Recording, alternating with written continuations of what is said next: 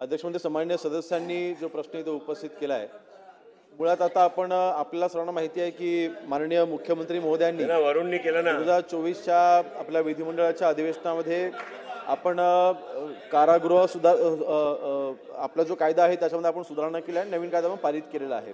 एकंदरीत महाराष्ट्रामध्ये असलेली जे काही कारागृह आहेत त्या कारागृहामध्ये ह्या सगळ्या फॅसिलिटीज याव्यात किंवा नवीन इन्फ्रास्ट्रक्चर बांधण्याच्या दृष्टीने आपण जे काही पावलं उचललेली आहेत, तर अध्यक्ष महोदय, मी या निमित्ताने सांगेन की नवीन कारागृहामध्ये कारागृहाच्या आतमध्ये हॉस्पिटल्स असं आपण नियोजन करतोय.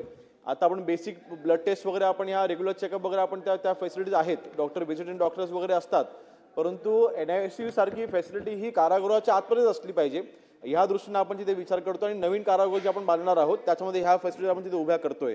दुसरा आपला जो प्रश्न होता की जे काही कैद्यांना कोर्टामध्ये घेऊन जाण्यासाठी तर आपण जे ट्रान्सफर वगैरे करत असतो की त्यांचा जो काही प्रवास असतो त्याच्यामध्ये त्यांच्या काही ज्या काही चुकीच्या गोष्टी घडतात तर त्या टाळण्यासाठी आता आपण नवीन पद्धती चालू केलेली आहे.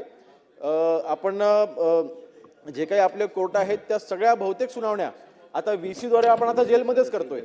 आता बहुतांश केसेसमध्ये आपल्याला ह्या गुन्हेगारांना किंवा आरोपींना आपल्या कोर्टामध्ये हजर करण्यासाठी आता जेलच्या बाहेर घेऊन जावं लागत नाही. आपण जेलच्या आतमध्ये आपण आता VC आता अरेंज करायला आपण सुरुवात केली आणि बहुतांश सगळ्या जेलमध्ये आपण आता हे या VC फॅसिलिटीज आपण आता उभा करायला सुरुवात केली आहे. मला वाटतं पुढच्या 1-1.5 वर्षामध्ये सगळ्याच महाराष्ट्राच्या जेलमध्ये या VC फॅसिलिटीज उभ्या राहतील.